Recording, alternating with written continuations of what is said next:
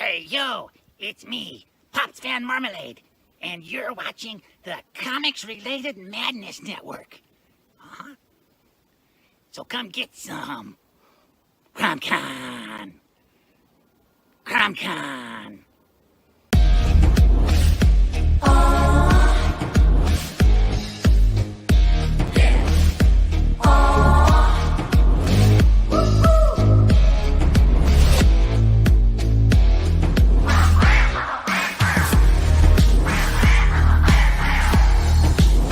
Your favorite podcast is Critical Blast.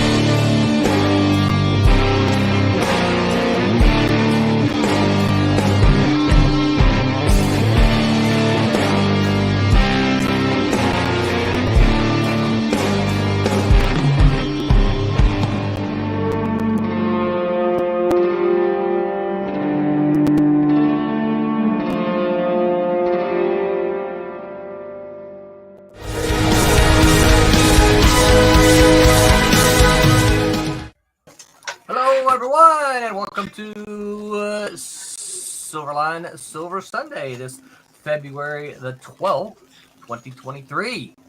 If you're here with us, that means you're not watching the big game, so thank you. I had to remind myself that there was a big game on today.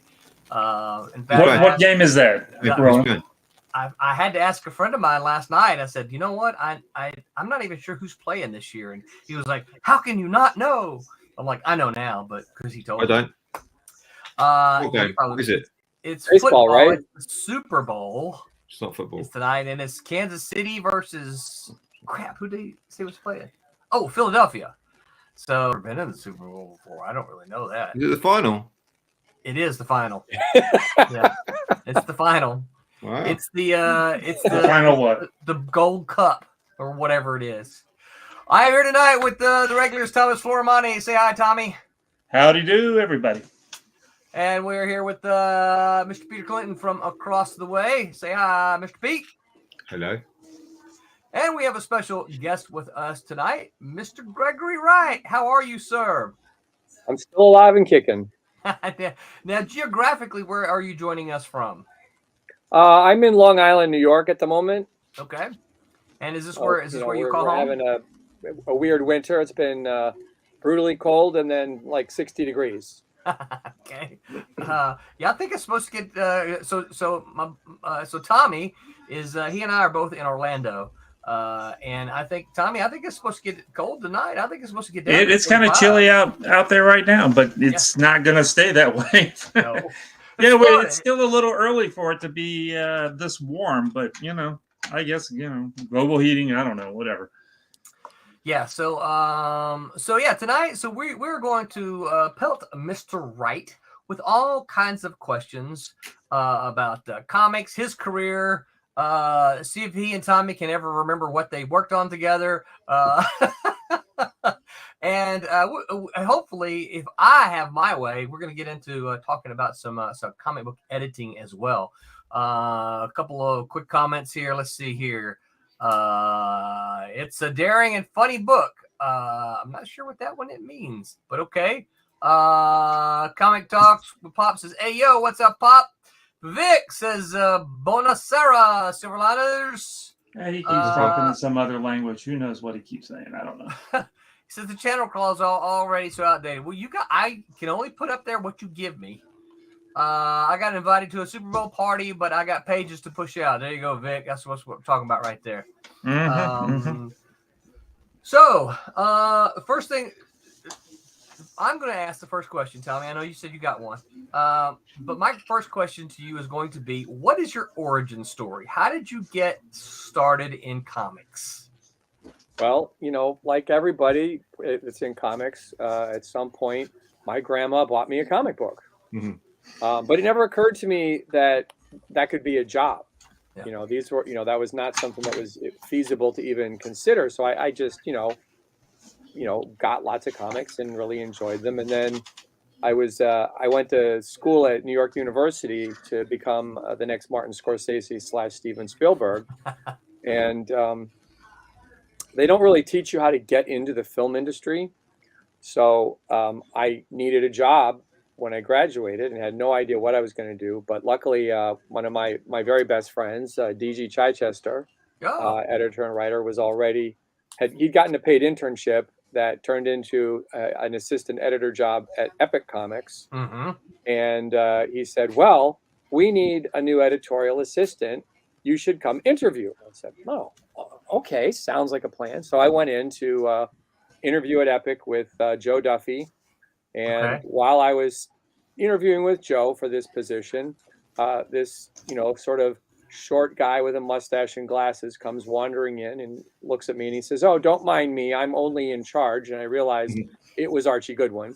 Oh, cool. Who was one of the few people, names in comics I really knew, because I had read a lot of stuff that he had done, specifically Manhunter with Walt Simonson, and he'd done a bunch of really good movie adaptations, again, with Walt. So I was a little bit sort of stunned. And he's like emptying candy into this jar. And he's like, "Well, would you like some candy?" And I'm like, "No."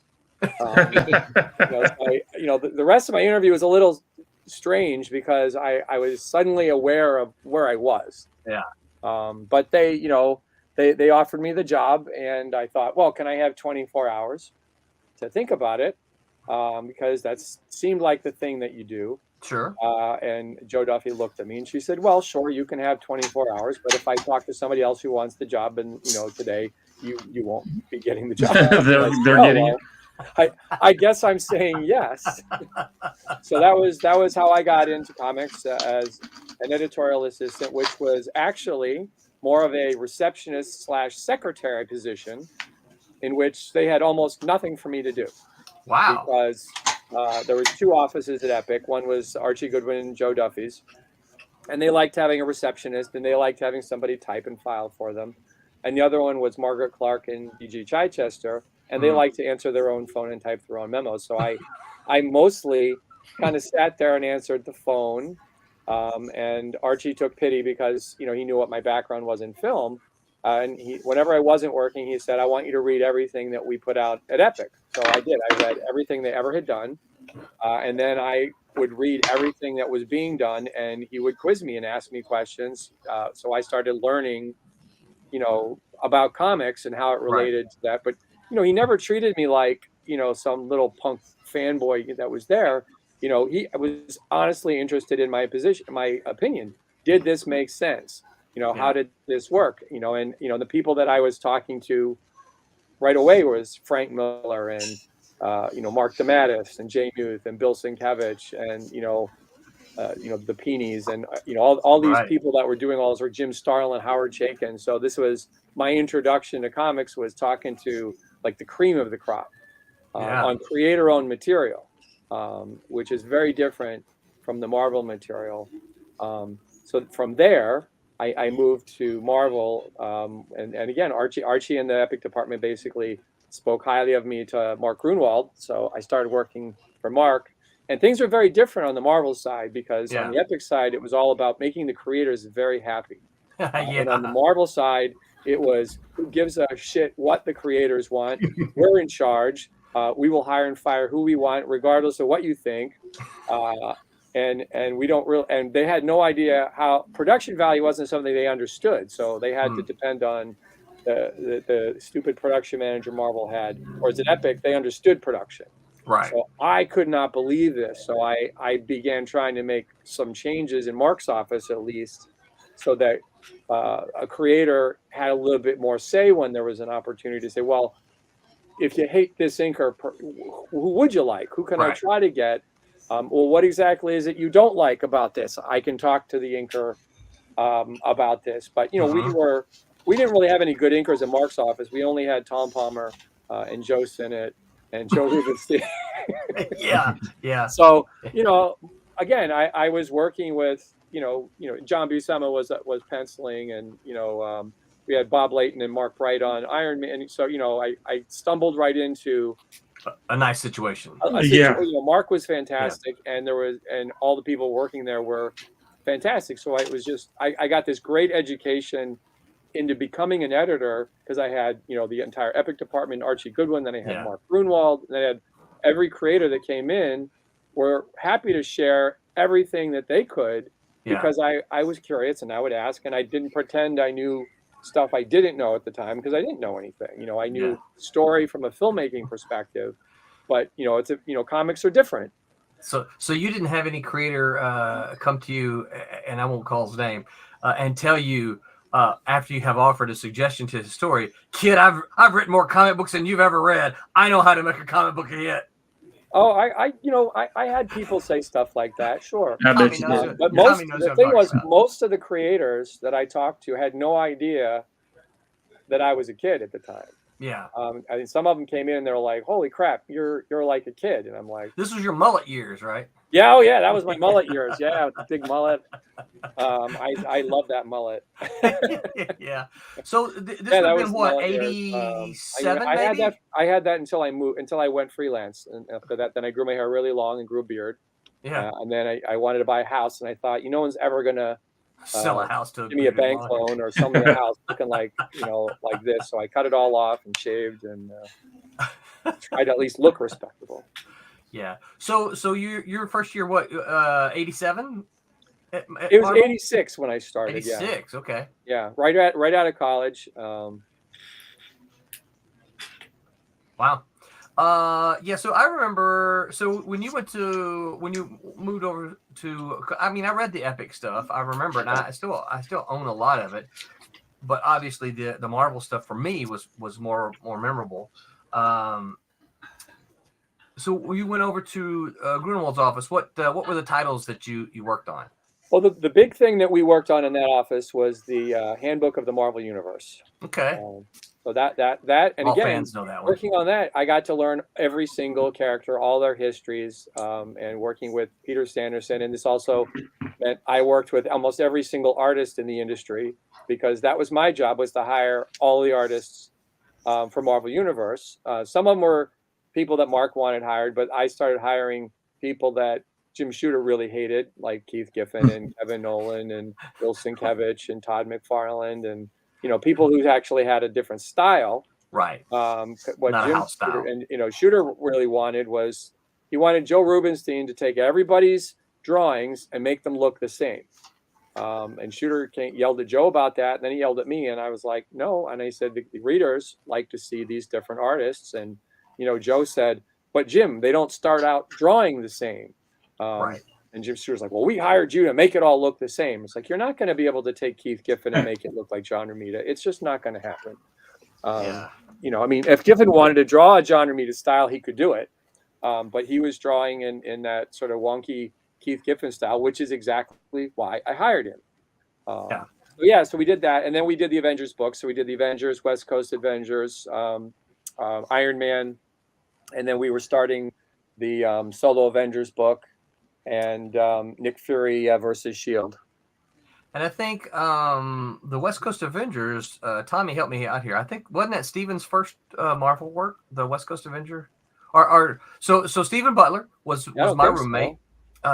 Stephen Butler was my roommate, and of course he's our buddy. I want to say the West Coast Avengers was Steven's first Marvel work. Really? I think. Don't hold me to that.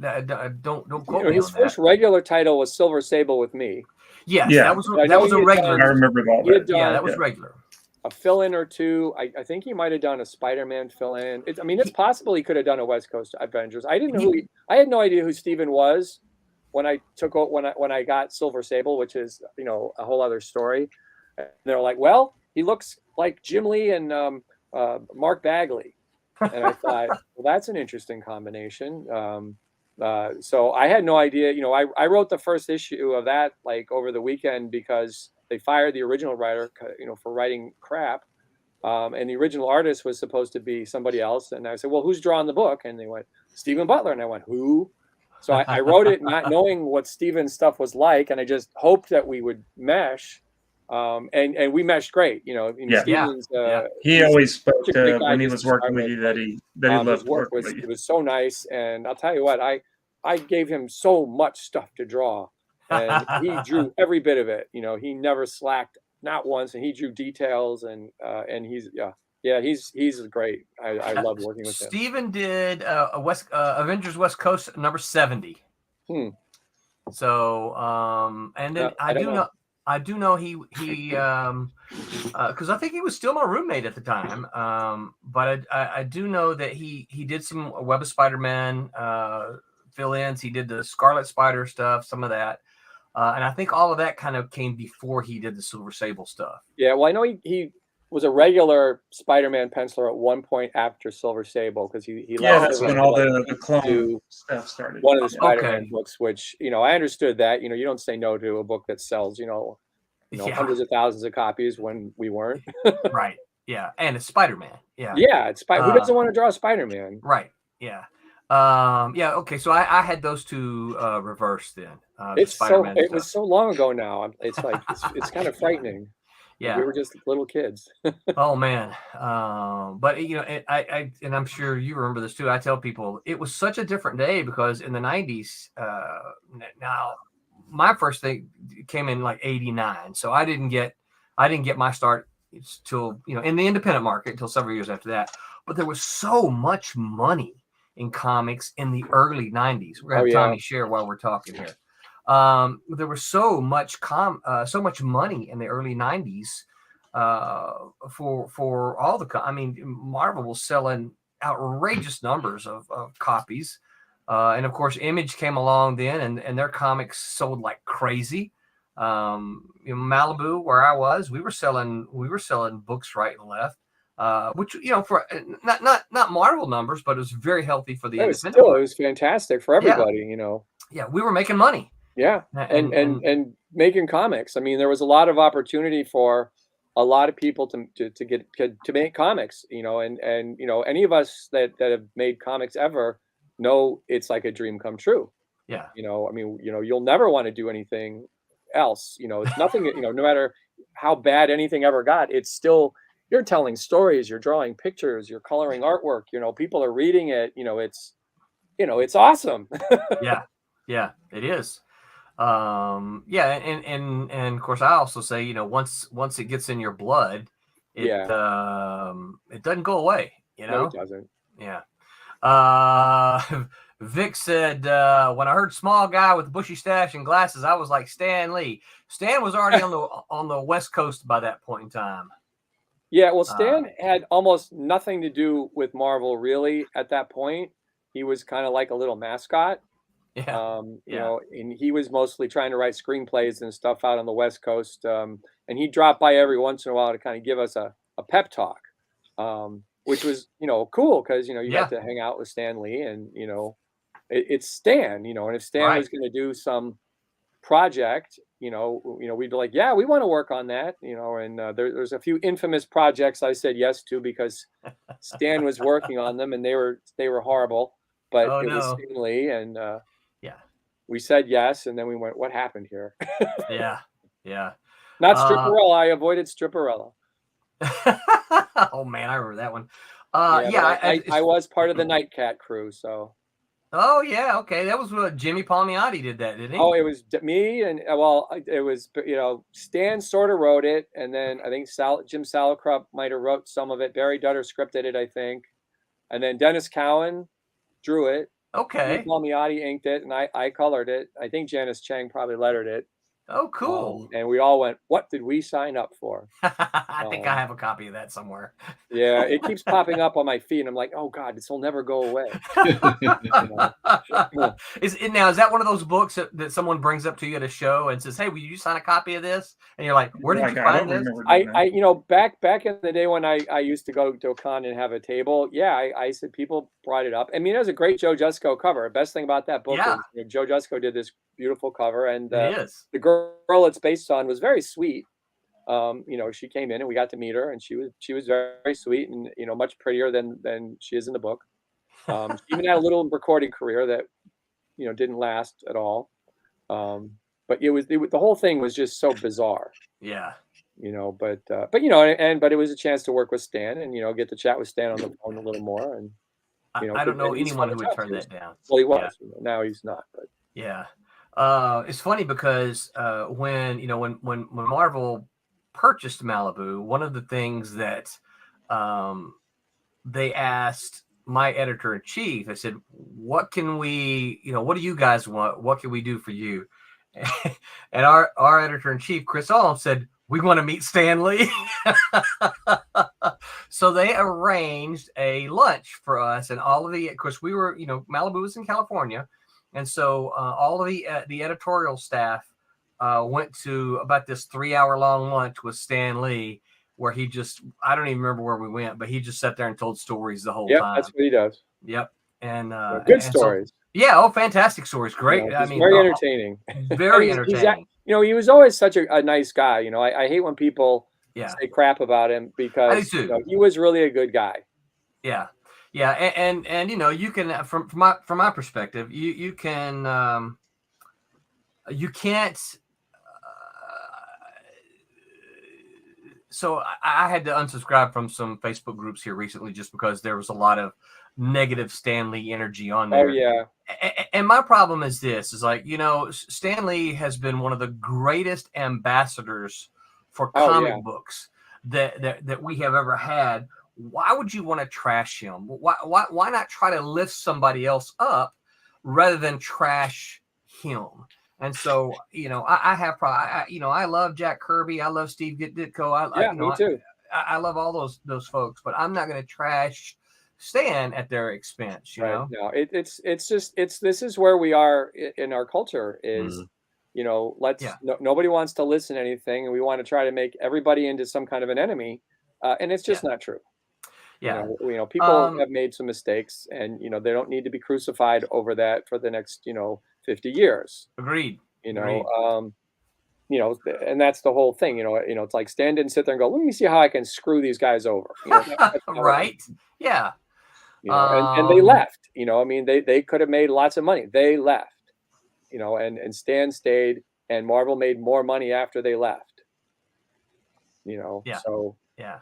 Well, so let me ask you that a little bit. And like I said before we started, if it ever gets into anything that you don't want to talk about, just say so. So you know, after Stan left, there was the sort of the revolving door of editors, editor-in-chiefs, I should say, and then Shooter came on and was kind of at the helm for throughout the decade of the 80s. I don't remember the exact years, but he was pretty much the 80s guy, right? Yeah. So I never worked with. I have met Shooter. I've never worked with him, and I absolutely 100% know that those are two different things. as a fan and as someone who looks at the content, that kind of thing, I'm a fan of what transpired in Marvel Comics in the 1980s. Okay. However, so many people that I admire, creators and respect, and not everybody who worked with it, but some of them, condemn him for a lot of the things he's done. Now, again, we don't like to do a whole lot of negative on our show, but you got to work with him. So what would you say? Would you say some of the, I'm trying to word this in a way that we don't get negative. Would you say some of the heat that Jim gets is fair, unfair? What was it like working for him? And then when he was gone, you guys went straight from him to the 5 editors, right? No. We went from Jim Shooter to Tom DeFalco. Oh, that's right. To Tom DeFalco, and then to the 5 editors. It gets fuzzy, because there's so many things that happened very thequely. Yeah. At various times that I wasn't in the office, so I'm not sure what happened when Tom left. Okay. There's various versions of the story. So you got out of the office when then? What's so that? So you started in the office in '86. Yeah. And then you exited the office when? I exited sometime 92 or 93. Okay. I worked with Tom. Tom was the editor-in-chief the whole entire time that I was an editor. Okay. Because Tom promoted me to being an editor because, yes, that's a whole other story. Okay. But I mean, it's a good story. But so when I started at Epic, Shooter had just kind of finished off Secret Wars and thought that because of the success of Secret Wars, he knew better than anybody about everything. So he became very much of a dictator and would say things like, my version of the characters that I wrote in Secret Wars is the version, and everyone has to write that version of this character the exact way I wrote it. But he left Epic alone. Okay. Mostly because he, from what I understand, he kind of screwed Archie Goodwin out of the editor-in-chief job back when. So Archie being at Epic, and again, everybody respected Archie. Right. So he just let Archie do whatever Archie was going to do. So, Shooter seemed a little scared of Archie when I was at Epic, and I thought, oh, this is interesting. But everybody else was, not so much. But, while I was there at Epic, he fired Mike Carlin. Huh. And yeah. Then the next thing you know, he's firing Jim Owsley. And this was this is when the new universe was starting. And again, right. I postulate that there's a word I never use. Welcome to comic books. I know, Good right? comic book word. I've always felt that he really hated that every comic book said Stan Lee presents. When Stan Lee really didn't present anything. Jim Shooter did all the work behind the scenes. He was the one yelling at us and making things go. So, I think he felt like it should say Jim Shooter presents. I've done the work. And the new universe, I kind of thought was maybe his way of, I'll show everybody how it's supposed to be done. But, again, he had to micromanage it to the point where no one wanted to work on it at all. Yeah. And if you ever look at, who was on those books that started out with, because, Archie Goodwin created half of it. Mark Grunwald has probably created a book, that is the only book that I felt really stuck to it. Shooter did one book, and they sort of forced John Romita to do it. And Shooter's book was good. He actually, because Shooter's a really terrific writer. You can't take. He's an incredibly complex, interesting, and talented man. But he was a dictator, and he made most of our lives on staff when I moved over to Marvel miserable. And creators were leaving and stuff, and no, it wasn't fair. And he would come in, tell us we had to do stuff like, I can still remember, I was too stupid to understand that he could fire me. So I would just say what was on my mind. Mark Grunwald figured out how to get out of it. He would leave the office somehow every time Jim was coming, so I had to have to face Jim by myself.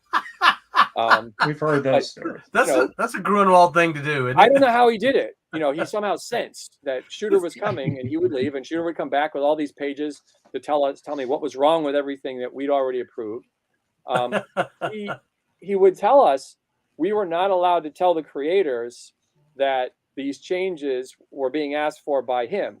We were to tell them that they were being asked for because we felt this way. And I said, well, I've already told Tom Palmer what a great job he's doing. So I'm not calling him up and reversing that. If you would like to do that, be my guest. Or let's go see John Romita. Let's see if John Romita has this kind of opinion. And this was a very typical thing that he would just constantly pick on stuff that didn't need to be picked on. And he would just sort of suck the creative juices out of the room. We actually, I didn't really have a big part. I was in the room, but the entire staff barged in on him one day and let him have it. We took Mike Hobson with us so that they could see how we really felt about Jim Shooter. Yeah.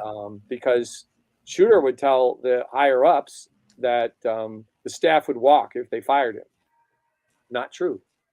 The thing is, the thing that they didn't like about Shooter was he was actually doing a lot to defend creators and the books, because he really thought that his way was the best way. He wasn't he wasn't like this evil guy.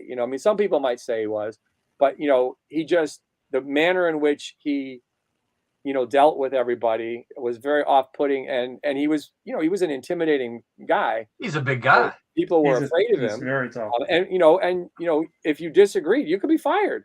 Yeah. At any moment. And we saw, it was like 4 or 5 people got fired. And creators may be told, I don't want you using this creator, or I need you to give Vinnie Coletta work. It was not a good time. Mark Grunwald wore black, up until the day he was fired at one point, and used to, kind of sit at his desk looking down at whatever I put by him, because that was the mood that he had inspired. So, when he got fired and Tom took over, it was great. Yeah. And I think for a lot of folks, it would seem to me that's too bad. You know what I mean? Because when you look at somebody's body of work and you say, oh, this is, as a whole, again, oh, this is kind of nice, but then you hear these stories and you're like, oh, I hate to hear that. That's terrible. But I think it's from what it sounds like, no one likes to be micromanaged. No, nobody likes it. I don't care what job you do. That. Yeah.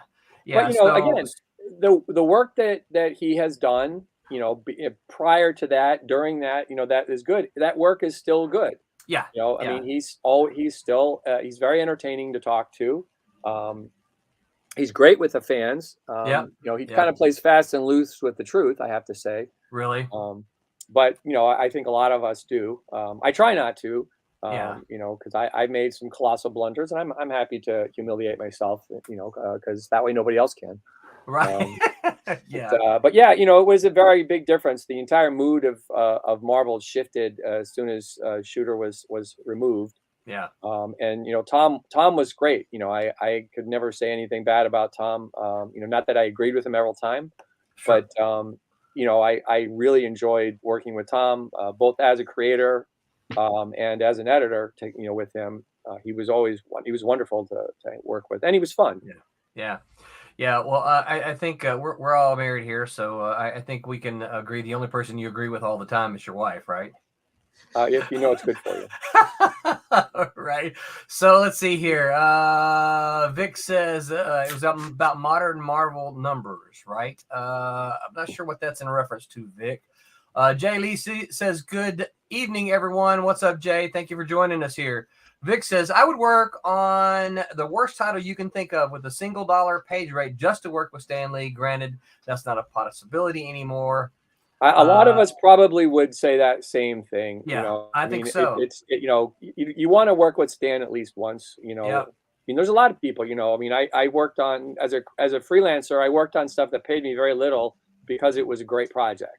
Yeah. And then I worked on some stuff that paid me really well that I didn't really like, because that allowed me to take this thing that I got paid almost nothing to do. Right. That I'm still proud of. And, one of the things I worked on that I'm most proud of is Starman over at DC with James Robinson and Tony Harris. And what cracks me up is it's one of the most reprinted pieces of work I've ever worked on, they continuously reproduce these, like 3-inch thick tomes of Starman.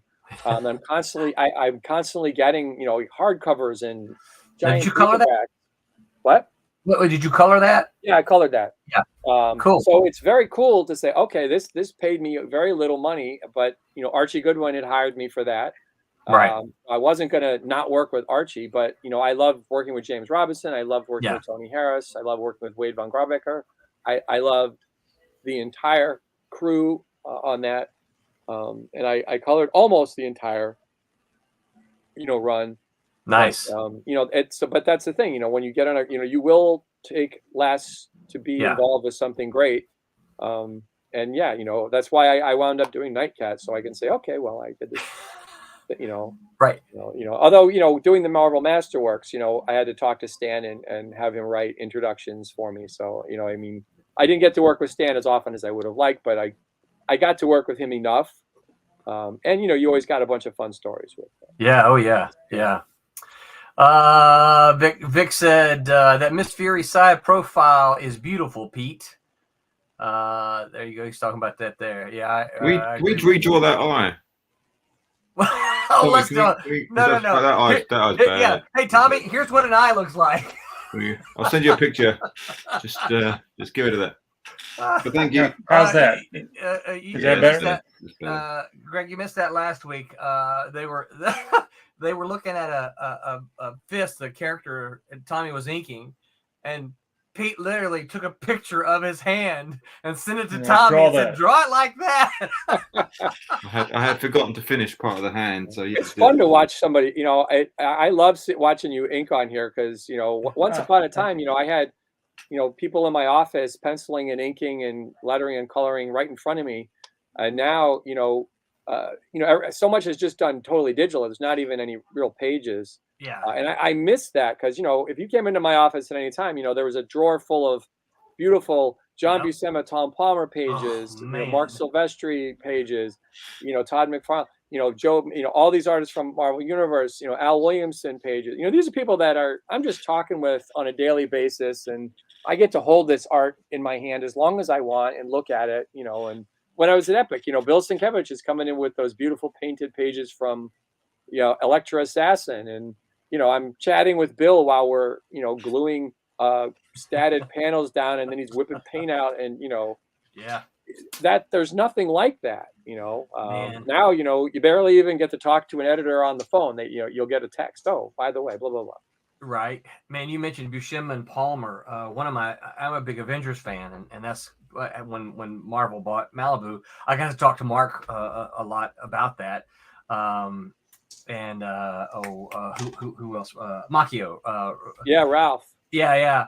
My favorite editor to work with is a writer. Oh, really? Ralph was? Oh, cool. But so if I'm not mistaken, were you an assistant on that Roger Stern, Buscema, Palmer run of Avengers? Yeah. Yes, what I thought. Yeah. Yeah, I was there when Roger was infamously fired. Oh my goodness. That is one of my favorite, probably of the more modern Avengers story. That's a great run. Roger Stern is I think a great writer. Very undervalued. Roger's a wonderful writer. And the funny thing about having to write like the Avengers is you have to make do with what characters are available at the time because of Marvel continuity. Yes. So Roger was especially good at figuring out what to do with the characters that were available. Because sometimes the main characters weren't available, and you had to bring in some new characters, and you had to make them interesting, and you had to figure out stories that were still good. And he was very good at that particular type of thing. And, he was very good at taking some lesser known characters and giving them a little boost and some integrity. That's I have a lot of really favorite Avengers runs, as you might imagine, of stories, but that is probably one of the last ones that really stands out to me. run through some more of these comments here. Vic said, answer it like when I asked. We had Marv Wolfman on our stream here, and he asked a question about Shooter, and Marv's answer was yes. Next question. Yeah. Well, Marv was not treated well. Again, there's a lot of creators that Shooter, I don't know that he necessarily meant to be horrible to them, but there's a line of them that they'll have nothing nice to say. Yeah, and see, I love Marv Wolfman, right? I think he's a fantastic writer. I had to, he wrote an introduction for the miniseries that Tommy and I worked on, and to hear him say something like that, again, kind of as a fan, it's a little bit heartbreaking because you're like, man, really? You don't, like, mom and dad don't like each other, right? Yeah. I was like, no, why? I don't want that. I mean, Marv's a good guy. Yeah. Oh, absolutely. Yeah. And like I said, I never worked a lot of stuff I love.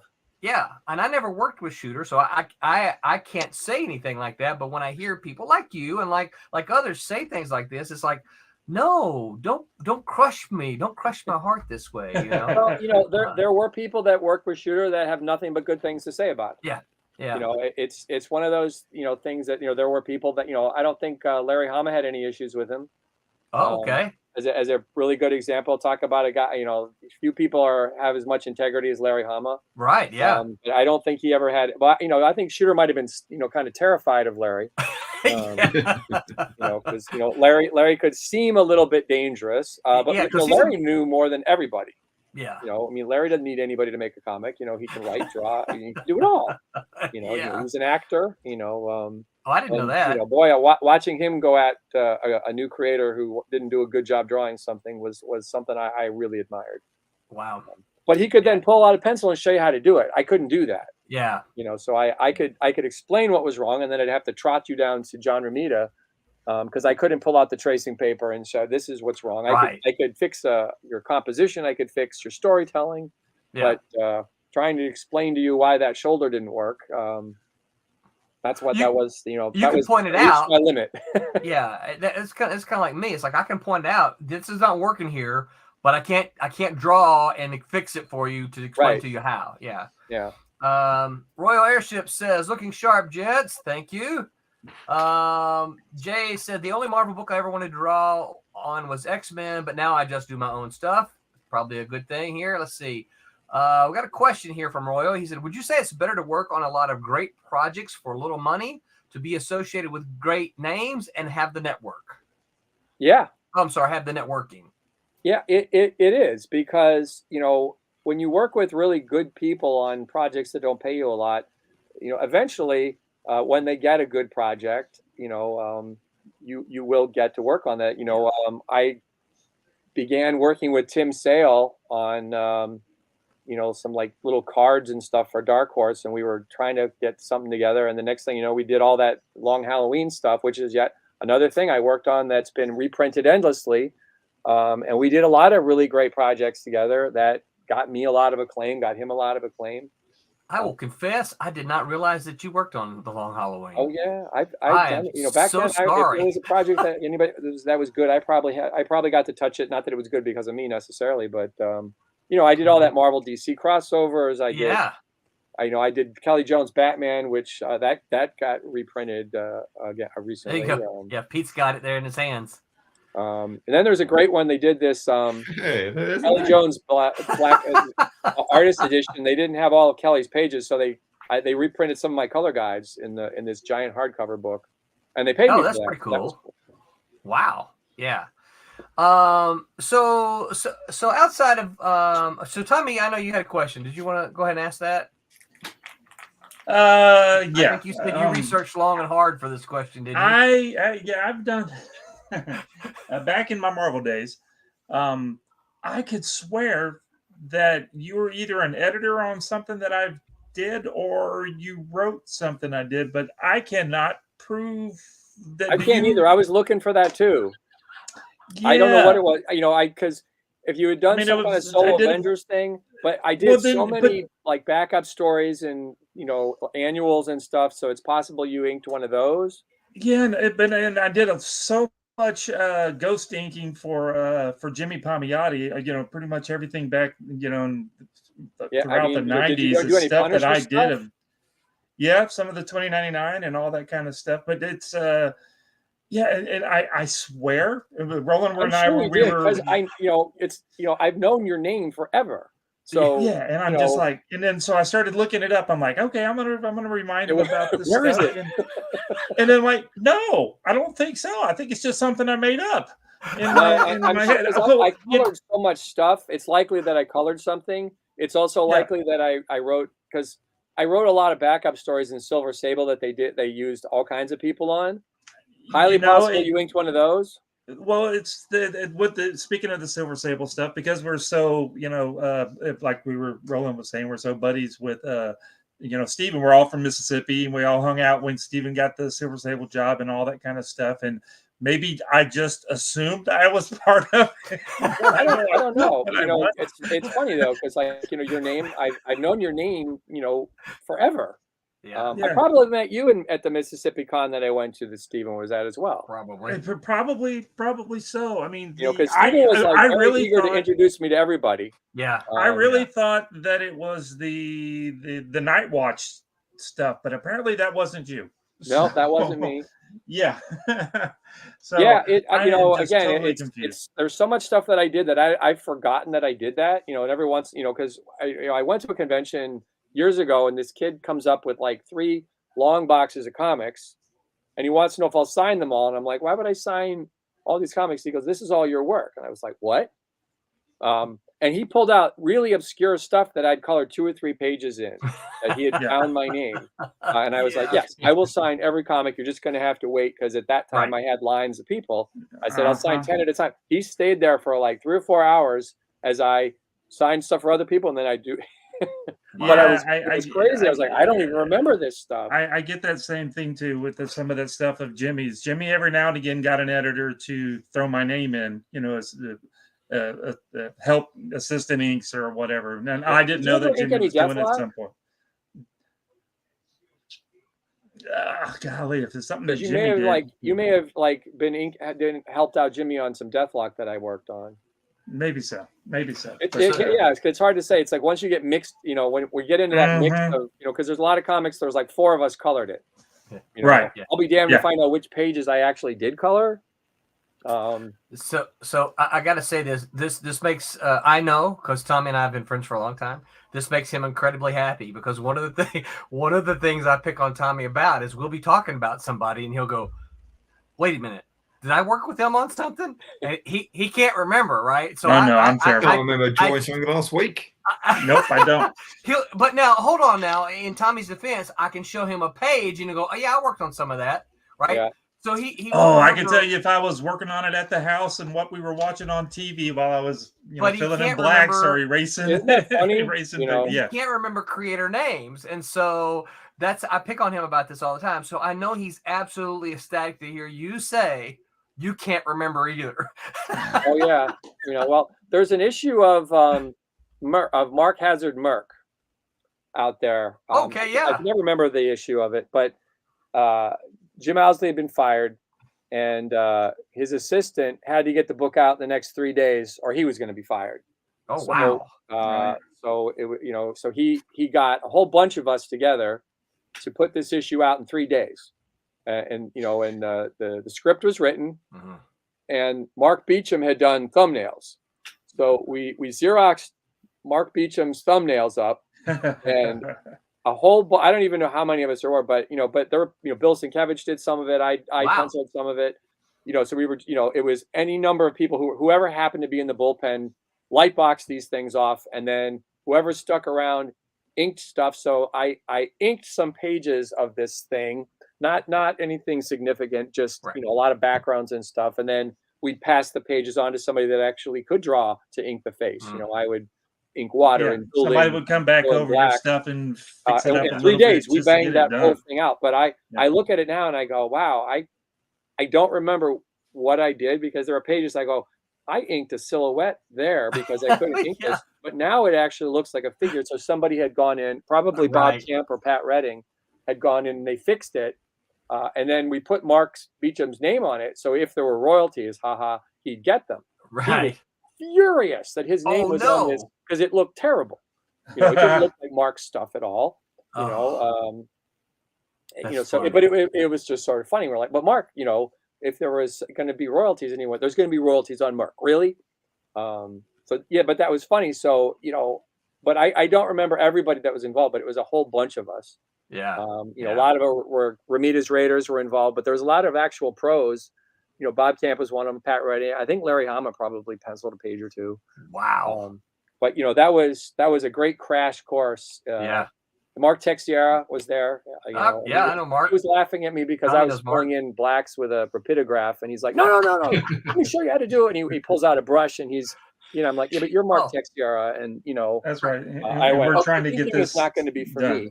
Oh, listen. But I did color about half of the book, and I decided, well, you know what, coloring I can do. Right. I can remember many a time when Steve and I were roommates. He would say, and I quote unquote inked a bunch of stuff with him, right? But he would hand me this big old fat magic marker and say, every place that has an X, just fill it in with a black. Yeah, but it wasn't rapidograph. It wasn't a brush. It was a big old fat. Yeah. I mean, it was one of those jokers, kind of like this thing here. Yeah. Well, there's a lot of people that did that, and a lot of people didn't realize that people were going to collect this art and that it would last as long as it has. So I think Gil Kane used to ink with these terrible markers or whatever. Yeah. And they faded or they turned brown. Yeah. And people get mad. Oh, this looks like crap. Well, it's my color guides. It's it's Dr. Martin's dyes and markers on a freaking Xerox. Right. I haven't heard that anybody would want this stuff. That was me when I first started with Jimmy. A lot of the art, the original Marvel artwork is missing because some of it was just given away. Because who's going to want this? Animation cells, they used to wash all those off. So a lot of old animation, you'll never get a cell because they wash the cell off and reuse them. Wow, I didn't realize Disney, that. Warner Brothers, or they chucked them out. So a lot of the reason that those exist is people pulled them out of the garbage. Huh. It was just comics were very disposable. Yes. Back then, and nobody thought, that's why they were printed on that really cheap newsprint. Who's going to keep them? Well, everybody. Right. Yeah.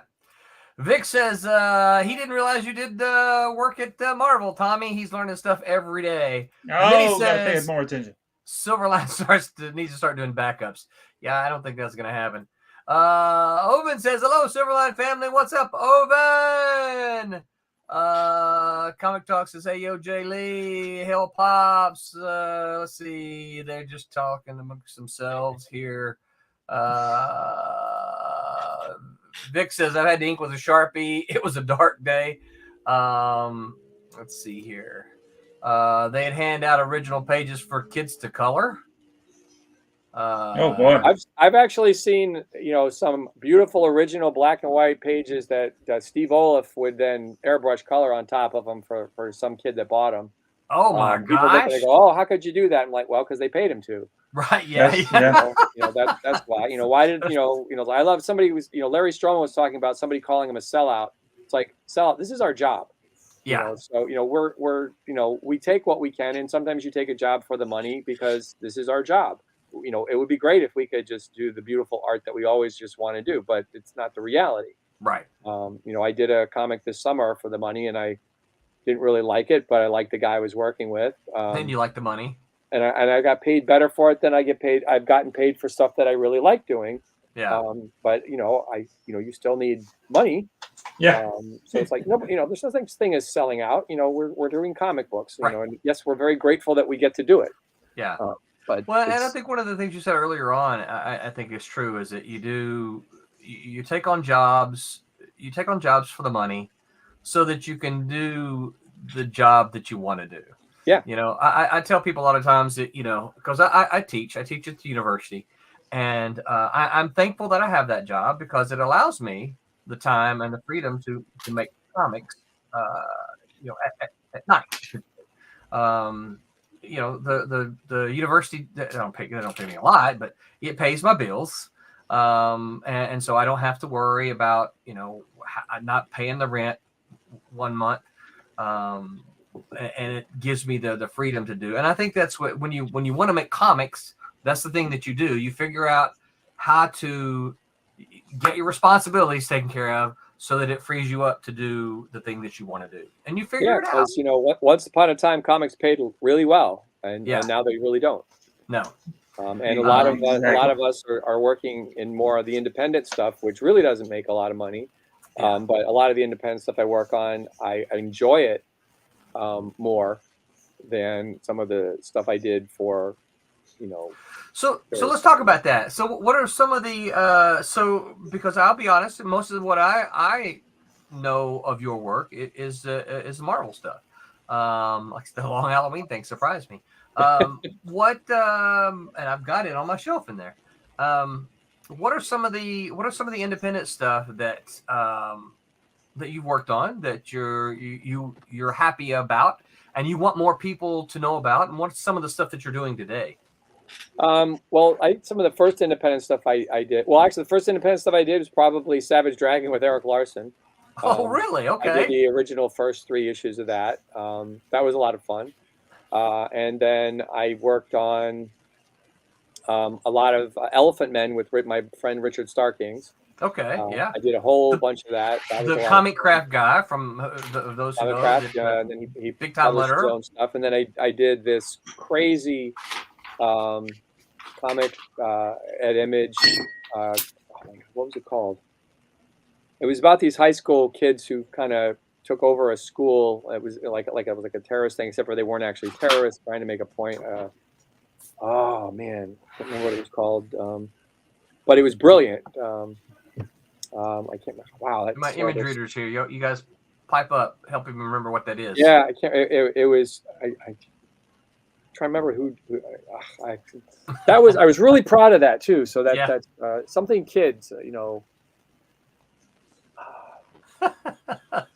Yeah. Oh man, that's going to drive me nuts. Yeah, you know what? You'll remember it as soon as we end the stream.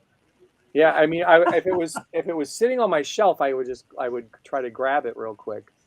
And then I've been doing a lot of work with Graham Nolan, who you may remember is co-creator of Bane. Oh yeah. So we did Joe Frankenstein together, and then I worked on some Monster Island with him, and we did Alien Alamo and Girls of Dimension 13. That Brett Blevins was the artist, and that was really Joe Frankenstein.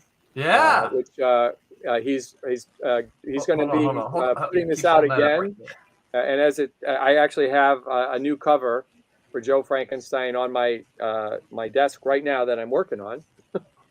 So nice. This was I was pretty happy with Joe Frankenstein. That looks great. That looks fantastic. Yeah. We did that together, and then we did Alien Alamo, and we're currently working on the Ghosts of Matacumba Key. Right. That's going to be a lot of fun to do. And this was I was very happy with this. The Girls of Dimension 13 that Graham wrote this. We did this for Aftershock. Oh yeah. And Brett Blevins did the art, and there's just some really crazy stuff that Brett did on here. So and I've known Brett forever. And Brett actually I had hired Brett for Nightbreed. Here's a funny story. Brett was on the New Mutants when Rob Liefeld took it over, and they moved Brett off of it. So I snatched him up to do Nightbreed, and my buddy DG Chichester, I had hired him to write Nightbreed. So they made the villain of the piece me. So Brett drew for like 5 issues. He drew my likeness as the bad guy in Nightbreed, which I thought was hysterical because he really, caught me. And I was like, wow, thanks, Brett. It was. It's a huge compliment, to when people, use you as a reference. But Dan even basically put the worst parts of my personality as part of a character, and so that was great. I'd love to have an actual original page of that. I don't know if Brett has any of that. I should make him give me a page of it. But I've known Brett. I met him when I was at Epic. He was doing the Boz Chronicles with David Michelinie. Okay, yeah. and he and I have been talking. Hopefully, he's going to do another Boz Chronicles, and I'm hoping to work on that with him. But Brett's he's just a wonderful guy. He's a tremendous artist. I never got to work with one him. of the oh, look, some Joe Frankenstein on the show. Yep. Comic Talk with Pops said we showed off some Joe Frankenstein on the show-offs earlier today. Yeah, so Graham's going to be releasing the original miniseries through his current company it's his Compass Comics, and then hopefully he'll get another Joe Frankenstein series off, which I'm coloring the cover to the first reprint of the original series, so that'll be fun. That was a fun series to work on it. And Graham is a really fun guy to work with. He's a man of integrity, as I like to say. I love Graham. Yeah. You won't find anybody that ever worked with Graham or knows Graham that doesn't think he's a really awesome guy. Yeah. Another really talented guy. He's like me. He's kind of old school. He likes real storytelling and actual drawing and right. Yeah. Well, so let's talk about that a little bit. Let's talk about editing some. So I can't remember if we were had started streaming or if we were saying some of this before we started streaming. That was before. Okay, so there's been a lot of changes in comics, right? We've seen a lot of. I can't think of. When I was a fan, you used to could name the editors, right? There was the Archie Goodwins, there was the Roy Thomases, there was the Mike Carlins, right? There were the editors here. You're like, this you can see, not necessarily their style, but you knew that certain editors got things done. Can you name very many editors today?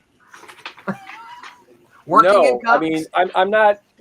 I probably could if I was working in the industry more. The mainstream industry, but Tom Brevoort's still an editor, right? I know Mark Panici is. Tom started out his career as my intern.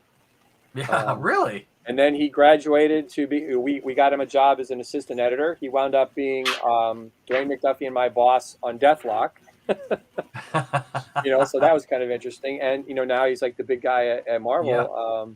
But he's still there. But everybody else that I used to work with is kind of long gone from that. So I don't know who most of the editors are, and even the editors that I've worked with, never talked to them on the phone. Yeah, I got emails and stuff like that, and that's it's hard to I need a face to face. Otherwise I really don't care what you think. I care what the creators I work with think. Otherwise, it's just a very sort of different game. Marie Javins is, she's still an editor. I'm not sure she actually edits. She's, one of the people in charge of DC, and she started at Marvel as an intern, and she was not typical. You probably know Jim Chadwick, right? Through the ranks. She's always been one of the most respected people in the industry. Yeah, really knows her stuff. Another phenomenal. She's another great person. But most of the people that I think of as editors, people kept leaving staff because when I left staff, we weren't paid very much. Right. So I was making significantly more money doing freelance work part-time than I was on my staff job. Mm-hmm. So a lot of people left to go freelance because it's fun to make comics and not just hire people to make them, but you made a lot more money. Yeah. And I remember living in New York, you actually had to make some pretty decent chunk of change just to survive. To live there, yeah. I remember telling somebody it was time when I lived in Brooklyn with 3 other people, but later I had a freelancer yell at me one time, and I told him, I said, look, here's the deal, you're not going to yell at me because I don't get paid enough to listen to you yell at me. So if you're going to yell, I'm going to hang up right now, and we can either do this or we can not do this. But you're not going to yell at me because I just hang up. Yeah, click. That's what my wife always says. She said you should just hang up. Did you just hang up on me? I did. Click. Yeah. Yeah. Or people came in. I had creators come into my office that weren't working for me and demand that I hire them because they were better than somebody else. Oh. And I'm like, is that what I needed to do? I should have done that. I never thought about doing that. I got the. I didn't know phone you call. could get a job that way. I just thought I'd get escorted out if I did something like that. Yeah, no, I never had You know, anybody I think come my into the favorite was, office. somehow I had to give a portfolio review to somebody in the office, and their stuff was just terrible. And you know, I got to the end, and I was giving as much helpful advice as I could, and he goes, "Yeah, Yeah, well, you you always know, that's all cool and all, but that's my style." And I went, Right, "Oh, yeah. well, your style." Well, And I Right. said, "Not being Your able to style draw sucks. a character the same panel to panel is not a style. That's an inability to fucking draw." whoa. You know, would you like me to go on? Right. This is not storytelling. You know, I don't know what this is. I don't know how you got into my office, but you've just wasted my time. You better never come near me. I Yeah. couldn't believe it. It's like, this is not your style. You know, Todd McFarlane has a style. He can consistently draw a character the same panel to panel. He's Right. got funky anatomy, but he's created his own anatomy, and it Here we go. works. Panel to Vic's, panel. Vic's threatening me now. He says, "Hey, Roland, I'm better than Pete. Give me a job." There Yeah, you give me go. a job. But, you know, I mean, it was hilarious. They would come in, "Well, I deserve that." Yeah. What do you mean you deserve this? You know, I get to decide who I hire. And guess what? I don't like your stuff.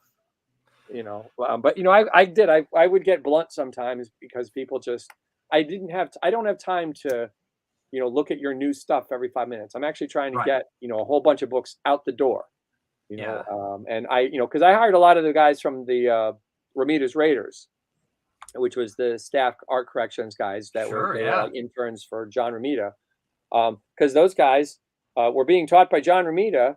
So I knew if I needed somebody to, you know, fix a panel that Tom Palmer couldn't fix, John Ramita would make sure it got fixed right. So a lot of those guys got hired because they, you know, Jose Marzan was one of those guys. You know, he's a, you know, top inker now. But that's where he started, and we gave him work because he could do a great job. And then I think he was Joe Rubinstein's assistant for a while, and I believe Joe couldn't finish, had to stop inking something for me, and he said, "You should just give it to Jose." And I went, "You're right, I should." And Jose got a job. You know, again, you know, but you know, What a you way got to talk recommended yourself out of a from job, Jose. yeah. He'd been working for me. I was like, "Yeah, you know what? I want something that looks like Joe." At the time, he was doing kind of more of a Joe Rubinstein style before he found himself. I think he found himself when he went to DC and, you know, got away from us who expected the Joe Rubinstein sort of style, and he moved on his own. Very talented guy, you know. Yeah. Happy to see him get very successful. It's funny because Image used to raid our coloring department. We would lose a colorist probably every other week. Oh yeah. To Image, and finally the upper management said, "Okay, no more phone calls to the coloring department," because that's what they would do. They would call up the offices and ask to speak with them through there, and then make them the offer Right. at the office. And so they took that away. But we used to also the Malibu editors. We used to poach the Image bullpens. You know, they because a lot of those guys had, like Rob, had a whole staff of folks like Yeah, Mark he had a Michaels bunch. Yeah, and we would get some of those who would come to see us and, "Hey, we want a job." I remember Dietrich Smith. The only one I really remember is Dietrich Smith, who was at Rob's studio. Dietrich ended up doing Nightman Wolverine for me. But yeah, so all that poaching kind of always happens. Aaron says poach. Everyone is better than Pete. Well, yes. But I got the job. But you got the job. That's right. Vic says they were being taught by one of the best, so they really did deserve the job. Talking about Ramita's Raiders. So if you were to say, so I again, we're not looking to point fingers here, okay? Just ask a question. Yeah. Roland is trying to get us in trouble. What would you say is the biggest problem in comics today? And I don't just mean Marvel and DC. I mean in comics in general. When you read comics today, what do you think? And I'm asking you to put your editor's hat on here. What do you think are some of the biggest problems going on in the comics that you read today? Well, the biggest problem in comics is we don't have enough readers. Yeah, that's the big problem. You know, I don't think an editor can fix that. That's not really an editor. That's not really answering your question, but that is the big problem. You know, a lot of it is, you know, I hate to say this, but you know, people have they've stopped writing comics, and they really want to be writing TV. Yeah. And they don't Oh, want to write man. comics that everyone could read. They all want to write comics that are really only for more of an adult audience, and that's fine. I love that kind of stuff too. But there's very few comics you can hand to a 10-year-old, so we're not building a younger audience. And writing for comics that a 10-year-old can read doesn't mean that you write baby comics. Yeah. Frank Miller wrote most of his Daredevil stuff under the Comics Code. Yeah. So And it's kids great. can read that stuff. But we don't really need to see comics that have the massive amount of violence and sex and the language in it that we're seeing all over the place. Preach. Some of it's fine, but we don't need it. So to me, it's just comics have gotten way too mature, but they're not really mature because they're not. A lot of them they're not great stories, but some of them are. But some of them they're allowing people to just kind of do what they want a little too much and not taking a little more editorial control. Well, and that's maybe kind of where I was kind of trying to lead you a little bit, because I think that what we don't see a lot of is editorial. We see a lot of comics just being done without what looks, from my perspective, it doesn't look. I read something, I'm like, this is a good idea, but it really could have used a good editor, right? And it's not that I don't like it. A lot of the stuff I don't like, but I'll read it and it's like, well, this could be really good were it edited, right? But we had that same problem, when I was an editor, because we had to get stuff out the door. So a lot of stuff, yes, that could have been better, but this is what we were able to do in the time that we have it.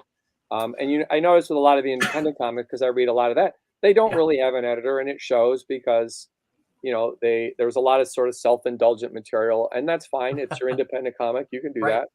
But a lot of these stories could be tightened up. They could be made a lot better. Yeah. Or some of them are terrible. But I that's fine. You want to put out a terrible comic, I mean, not that you want to put out a terrible comic, but it's your independent comic. You get to do that. That's the whole point. If nobody buys it, that should be sending a message that maybe this wasn't good. But there's a lot of good comics out there that nobody buys. And that's sad too. I mean, there's a lot of stuff that I've never even heard of, and then all of a sudden I'm like, oh, this is really good. How come I never ever even heard of this? It's because I don't go to comic stores, and I'm not going. I go to the New York Comic Con sometimes, and I'm not aware. I'm too busy. I'm busy. I'm like you. I work at a school. I work with special needs kids, so that's my day job. Cool. Oh, very cool. I did not realize that. Wow, very cool. So you don't do a whole lot of conventions these days, then? I only go to like the New York Comic Con because it's local, and I only really go to see people. I don't.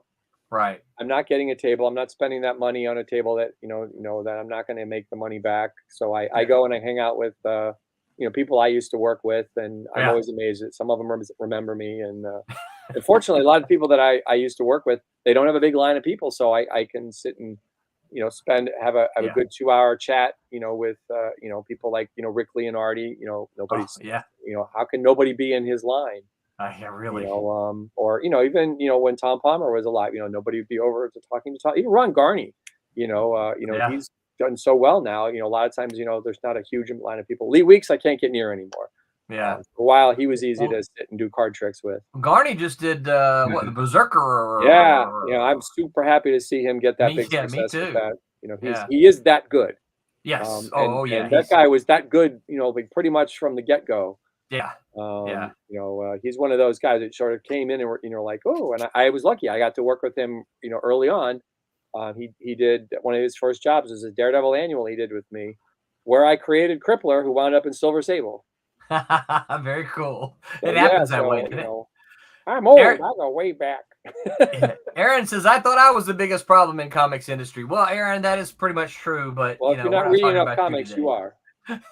Jaylee says, bingo, the new writers are terrible, and it's sad. DC and Marvel could be fixed if you had writers in there who knew comics and not tried to get a job in Hollywood. I actually think that if you had a stronger editorial, I don't read Marvel and DC today, so I can't say a whole lot of stuff about it, but I think that if they had editors who were more attuned to comics and not, as you pointed out, not to television, I think that we'd see better Marvel and DC as well. Owen said the big two, assuming they'll keep all their old fans by doing this weird new stuff. Yeah, you probably know this better than me, but I know I've heard Stan Lee say before, and I think what you said about the younger readers is dead on. I've said this for years. The years part of the problem is that we're not building new readers anymore. We're trying to hang on to those old readers. And I remember Stan Lee saying, and you may help me with this to give me the actual quote, but he said something to the effect of Marvel's target audience was something like the 8 to 15 years old. And he expected the readership to cycle over. Yeah, some of them held on, but he expected the readership to change over every few years. Yeah, and so they were always kind of going on after that target audience. But then I've also heard him say that he was writing to target a college age. He said when they started doing the comics in the 60s, he said he was writing for the college age, but knowing that his readership was the 8 to 15-year-old. He said, yeah, I mean, he said stuff like that. We used to say stuff like, hey, just remember, this comic is somebody's first comic. Oh, I love that quote too. That's to me, that's a thing. I pick up a comic today, and Marvel and DC are doing some good stuff. That don't get me wrong. Yeah. But a lot of times you pick it up and you go, I don't know what I'm reading, because right, exactly. They haven't caught me up. They're not making. They think, well, if you read the other issues, I'm not going to read any other issues. And when I shouldn't have to. I'd pick up an issue and I'd go, wow, I got to see, how can I find these other issues? Because it did explain what had happened before, and not in a big ham-fisted way. They found skillful ways of doing it. But it's just different. I mean, I don't honestly know. Kids today, they're too busy with their cell phones. Yeah. They don't read. Period. The kids at school, we can't get them to read anything. But I gave them a graphic novel or so from that they're like those young adult graphic novels that have been coming out. That those are very popular. They love those, so they would read the comics. But where are they going to find them? Because comic stores are not very friendly to go to in a lot of cases. No. When I was a kid, I'm sure I used to go to the corner store and there were comics. At the grocery store there were comics. At the newsstand there were comics. Everywhere I went was different comics, so I was going to be exposed to them. Now you have to go into a comic store to find a comic, or a bookstore, but they usually just have the trade paperbacks. It's that's to me, that's the other big problem is they're not as accessible as they used to be, and I don't really know how to get the current audience, the current people that you want to get reading to read them. If I could figure that out, I'd make a lot of money. Yeah, you'd be a rich man, right? Yeah. So we'll give Pete and Tommy a chance to answer questions here. Let me get here. Vic says, so did Roberta jump from being a pack rat to an image colorist? No, Roberta stuck it out with isn't that what they call the Malibu colorist? So the Malibu colorist, they each had teams. They were put together in teams, and each team had their own name. They had things like the Violent Hues and the Prisms, and I can't remember all of them. Roberta'd have to tell you what that was. Look at this, Vic. Thank you, Vic. Vic says, speaking of buying good comics, Silverline has a Kickstarter. Support it. Cape Town starts up in Friar Rush. Yes, we do have a Kickstarter going on right now, folks. So jump on over there, please, and support it if you can. If you can't, if you don't have the cash, you can share it. So get over there and share it to all your friends and tell them that Silverline is 21 campaigns, 21 fulfilled on time. Let them know that. Let's see. Aaron says, I still think the reader issues to a degree has to do with kids are more interested in digital media like video games. I can't even get my nephews to read the comics I make. Yeah, that's It's, I mean, because when I was on staff, there really wasn't a lot of competition. Video games were those chunky pixel things, and movies couldn't do any of this stuff. So the only way you were going to get stories like you get in a comic was to read a comic. And very quickly, money is going to the video games, money is going to the streaming services, the internet, and then the cell phones ruined it completely. So I don't know how you bring them back to that. You know, I mean, I thought when the movies started coming out and they were great, I went, people will That read again. comics again. Nope. Yeah. No. They No, just like Just wanted more movies. I have my own theories about that, but we'll cover that another time. Jay says, as for editors, yes, I agree. A good editor is worth every dollar. The one who worked with me on my novels turned my books into masterworks. Very thankful for great editors. Yep. Yeah, but there are some terrible editors, you know. Oh, there are. Yeah. And you know, we've all made a colossal mistake here and there as well. So, Yeah. you know, it's hard to tell when you read a book whose fault it really was. Yes. Right. Owen says, I only see Batman number 451 and Spider-Man 800, and I give up on comics. I like what indies do. They're similar to manga. They have one or two creators. Yeah, well, of course, you know, you don't have to go very far on this channel to know that we are huge supporters of indie comics here. So, so Pete, Tommy, y'all have questions you want to ask? Okay, it's a bit of a long question though. Well, it's a bit, you know, I think it's going to be quite a difficult answer.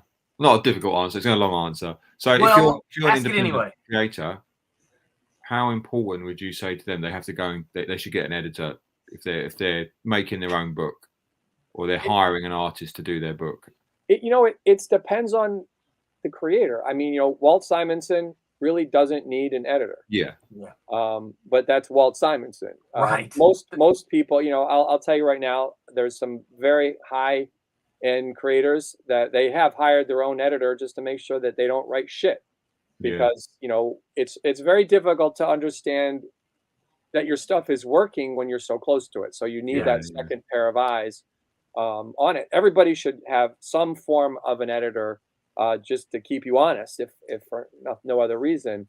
But you know, some people are able to do it. I don't think Eric Larson uses an editor. He works in a very strange manner. I think he just starts doing it, and you know, if it's not working, he has to redraw a bunch of pages. And it's been working for him for, geez, almost 300 issues of the Savage Dragon.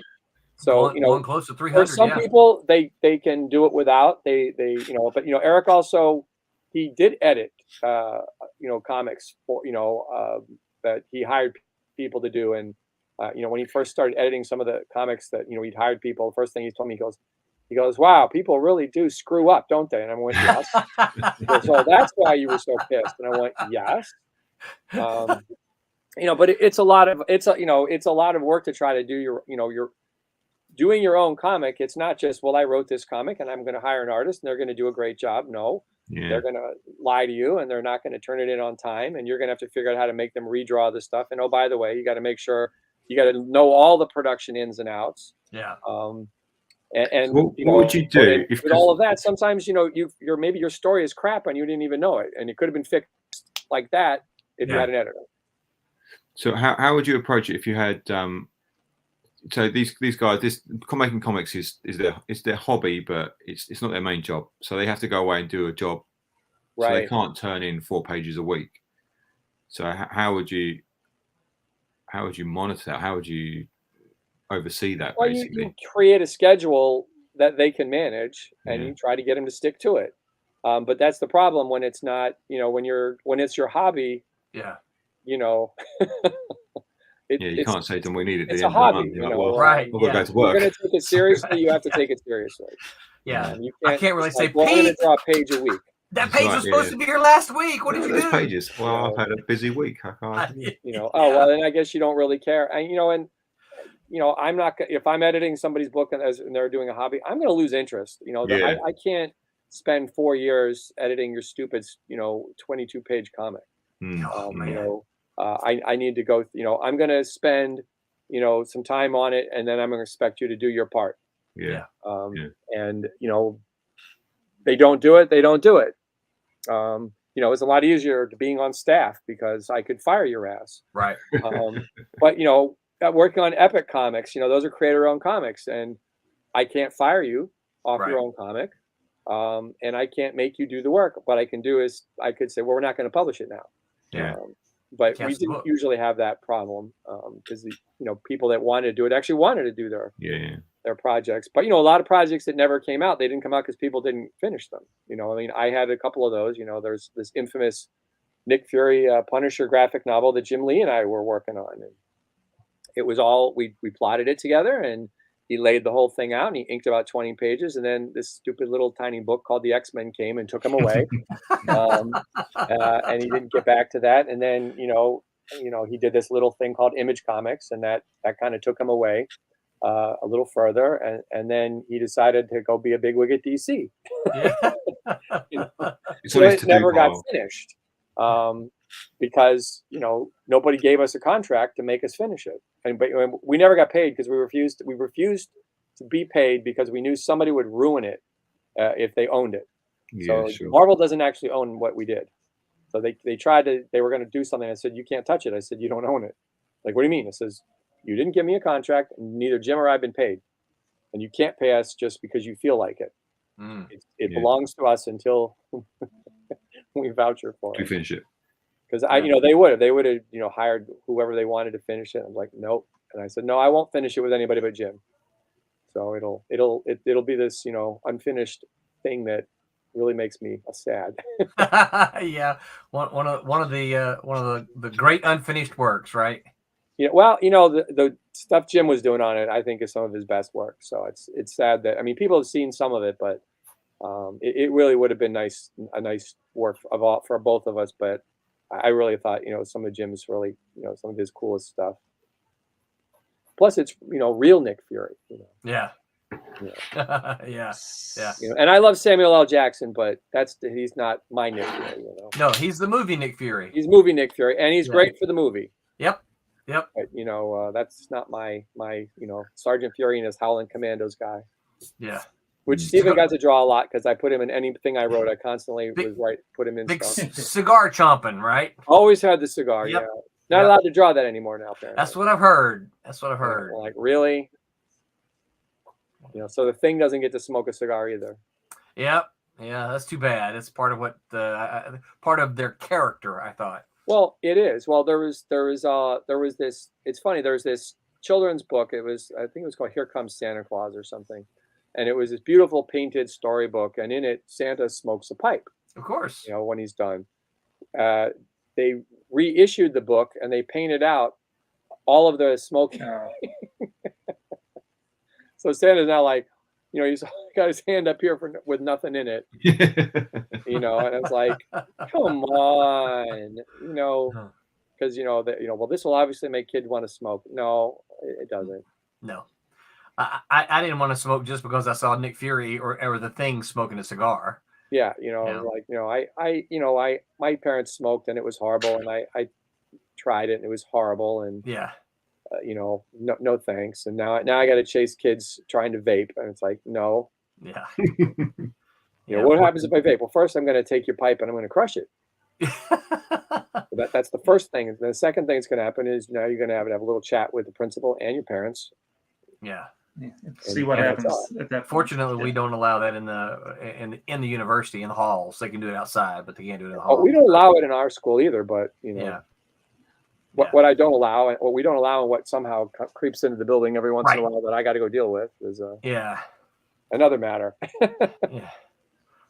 Pete, more another question, or more to the question, or? I don't think so. I'm only thinking because I've written a comic and I'm going to draw it myself, but because I've got so much work going on, I can never get to doing it. And I'm like, maybe if I had an editor, it'll keep me on task. But the fact is, I've got too much work to do. Yeah, that's a problem. When you have work, you don't want to work on the vanity project.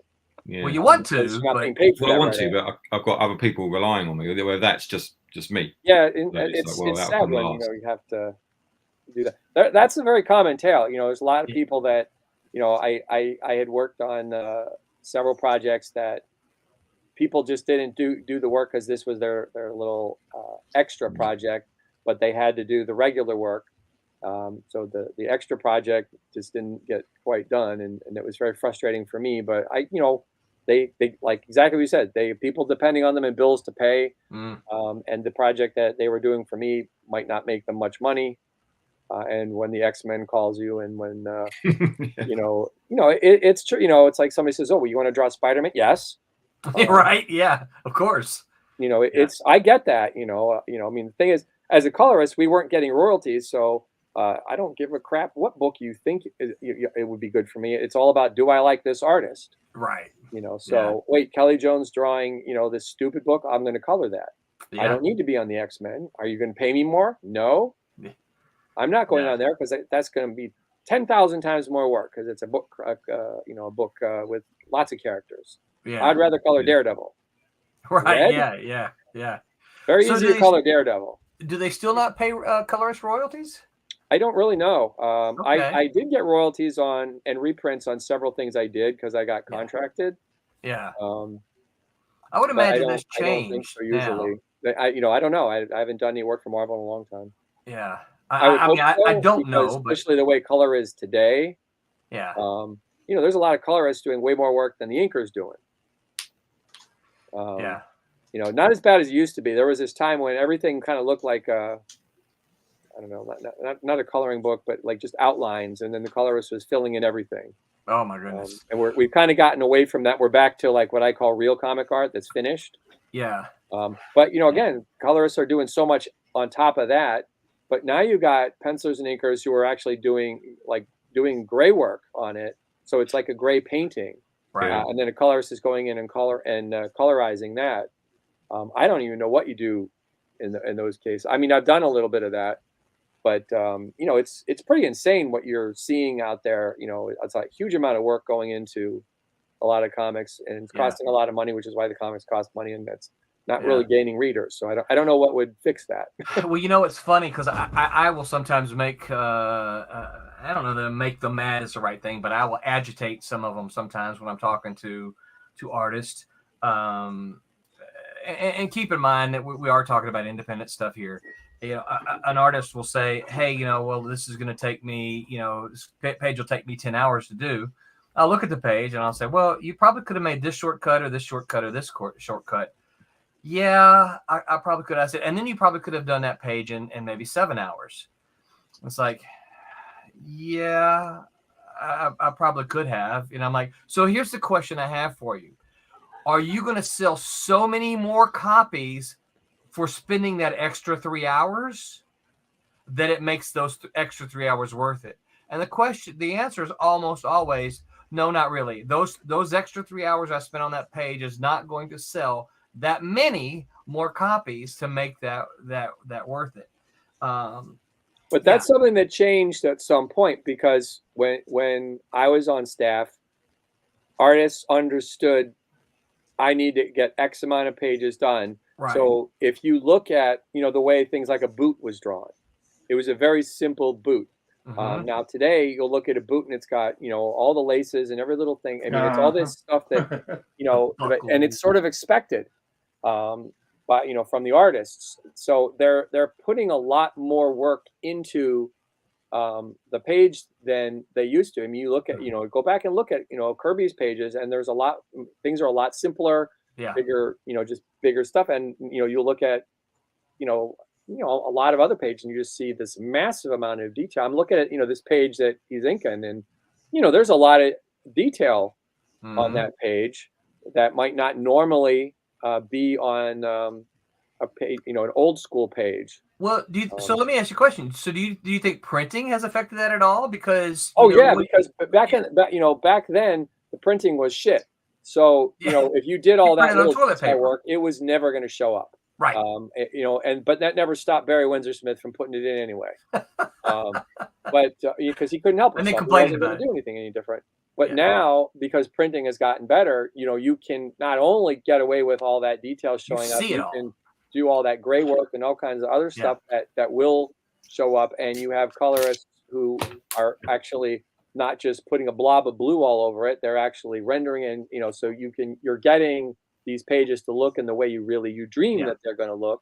Yeah. And they're beautiful. So pages. that's a huge effect. Because I used to tell inkers, it's like, stop inking this way. When I don't know if you remember that flexographic printing nightmare, where it was like between the Mando printing, and the cheap printing, it was this sickeningly bright, almost neon, hurt your eyes. But the black plate, the black would chip off, So a lot of line work just would never show up in the book because it wasn't even on the film anymore. It would just chip off after a while. And so if you inked with those little skinny lines, it's not going to show. Which is why, you look at, the way, say, Joe Sinnott inked, it was always going to print. The way Tom Palmer inked, it was always going to print. Al Williamson's stuff didn't always print because he got a lot more thin lines and stuff in there, but it printed pretty good. But yeah, it's a big deal that the new printing. I mean, the printing's gotten way better in the last 10 years. Because it used to be, you remember some of those Malibu comics, how horrifying they looked by the time they printed. They were oversaturated, and some of it was because of the way the separation's being done, but mostly it was shitty printing. And nobody knowing how to deal with that. So and you'd see color just sort of wipe out big detail. I had that problem on stuff I worked. I had to figure out how do I. I started coding again. I told the shop, I said, no, you will follow my codes. Because I don't want this oversaturating. And sure enough, though, it would get printed on the wrong paper with the wrong ink, and it would be a mess. So that's like a whole nother stream there, right? It's a whole other ball game of God. But I absolutely love that. Tommy and I talk about this thing, the coloring and oversaturation quite a bit. My clock though tells me it's 9:34, so we've come to an end. I have absolutely enjoyed it. Can we ask you to come back sometime? Of course. Excellent. So we'll figure out what Tom and I worked on before. I'm gonna keep researching it. I was looking that up because I was like, I know we worked on something. I would swear. I told Roland just what was it yesterday? I was like, I more than 99%. I'm like 100% sure that you and I did something. I don't know if you were an editor or if you were the color, or if you were the writer. A writer, an editor, or even as a colorist. But then when I went to go look it up, I could not find anything. I know. At least we can look this stuff up now. But I looked stuff up. I'm like, I worked on what? Let's see here. Hold on. Let's see. Jay said, enjoyed listening to you all. Vic says, hey, Roland, I'm waiting for my rejection letter. I got to be nice to you, Vic. Let's see. Let's talk about comics and Gil Kane and blah, blah, blah, blah. So Tommy didn't ask a question I thought he was going to ask you. So, which the name thing? Yeah. All right. Here you go. Greg or Gregory? I credit myself as Gregory, all the time, but nobody calls me Gregory. They call me Greg. Okay. Yeah, because I have the same problem. They call me Mr. Wright, which yeah. That's hard to get used to. But yeah, I like being credited as Gregory, but it's been credited both ways. I pretty much answer whatever. I've got the same Thomas, thing. Tommy, Tom, what are you? Well, when it was the official in the comics and all that kind of stuff, Thomas, right? Yeah. Thomas Jr. because my dad. But you noticed everybody, Roland and Peter, they'll call me Tommy and all that kind of stuff. But never Tom. So it's either Thomas or Tommy, and my dad is Tom. So there you go. Interesting. Yeah. So Vic, you're out there. You call me Thomas or Tommy? We'll let you guys figure that out. Meanwhile, where can folks find you on the interwebs? If they wanna look and see what else Mr. Gregory Wright has done. Mr. Gregory. Well, I'm on Facebook more than anything else. Okay. And I'm just Gregory Wright under there. And I'm on Instagram. I think it's G Wright stuff on Instagram, maybe. Let me look real quick. Okay. But mostly, on Instagram, it's all about food. Yeah, it's G Wright stuff on Instagram. Okay. Mostly, it's pictures of food that I made. Some comic stuff occasionally. I don't really hang out on Twitter much. I check it out like once a week or so. If people mention something, I'll like it, or if somebody has a question, I'll answer it. I'm pretty easy to find and ask questions too. I'm on a lot of like the like Facebook comic sites. I'm on some of Rob Liefeld's sites and stuff. I comment on a lot of his stuff. I gave Rob Liefeld his first Marvel work actually. Oh, that's cool. But I don't get credit for it because Mark Rummel told me to. No. Well, Mark had met Rob at I think a San Francisco convention, and he came back and he was so excited about this kid that he'd met, and this kid's going to be the next Jack Kirby and blah blah blah. And I was like, holy crap! Give him that Black Panther story. And I'm like, we don't have a Black Panther story. He goes, I promised him a Black Panther story. And I said, well, what the hell did you do that for? We don't have a Black Panther story. Go Oh my God, write one. what are we going to do? And I said, well, we'll give him some Marvel Universe stuff. And he goes, what do we got? And, and I can't remember the name. I mean, Rob's talked about it. I can't remember, but it was a group of them. So I called him up and, Rob was great. And I enjoyed Rob. And I sent him this thing. I think it was about 12 figures he got to do. And he did them really fast. And before I could get some work for him, DC snatched him up for, I think, Warlord. Oh, And I okay. said, don't worry, Rob. I'm going to get you something, and when he finally came back, everybody wanted it. So, but so I actually, gave him that first Marvel Universe handbook of the Marvel Universe was the first work he did for Marvel, and Nice. that was fun. So I've known Rob forever. So I do follow his Robservations. If you're not watching Robservations, they're fantastic. And I comment on that a lot because a lot of his stories, I was there. So I can confirm that, yes, this is what happened. But it's interesting because I have a different version of the story than Rob has. So we've been comparing notes a little bit because it's one of those things, when your editors will tell different people different versions of the story. And then as a creator, I know the people involved. So I know another version. So I kind of try to put as many of them together and say, okay, what actually happened here? And Rob's that he can't stay away from controversy. So Rob was always involved in some story that had some controversy to it, and Rob people love to just blame Rob. Guess what? Rob wasn't the bad guy here. Right. Yeah. Yeah. All right, Pete. What about you? You can kind of find me on there's a lot of those, or like Facebook comic book sites that I'm on. A lot of those. I wish I could remember all the names of them. Like I'm blanking, but I'm there. All right, y'all look him up. Follow him. Send him a request. Pete, what about you? Where can folks find you on the interwebs? Just type in Peter Clinton art, and there I am. What are you working on right now? What am I drawing right now? What are you being paid to draw right now? So I'm doing Silverline Team Up. I'm doing a book called Magic Items with a writer called Ned Hartley. He's in the UK here with me. And I'm drawing something called Morbid Justice with a writer based in New Jersey. And he found me on the Cubic School website. And I've written and created my own. I've done a 6-page issue of my own thing, which we published last year just to print to see how it came out. And we're working on issue 1 of that at the moment. But I say we, it's me and my friend Jose. Yeah. He colors it. I do everything else. So I am busy. That's good. And he's got a 8-month-old baby. And I got a baby. That's really impacted a lot of work. my turnover. Yeah. I recall that. A lot of work. Yeah. Tommy, what about you? Where can folks find you on the interwebs? Just go on the Googles and type Florimonte. I know I spell it every day or every time for you guys. FLORIMONTE. Mostly on Facebook, but I've got the other stuff. If somebody asks me a question, I'll get with them. And then over at Kablam, if you guys need anything printed, just let me know. Excellent. You can find me on all the appropriate social media. Just look for Roland Man. Sometimes it's Man Roland, like it is on Twitter. I don't know what's going to be for the Tuesday show, but the Wednesday Whammers are going to be talking to Chris Wozniak about this Batman stuff that's going on. I don't know the whole story, so I'm anxious to see. What's up too.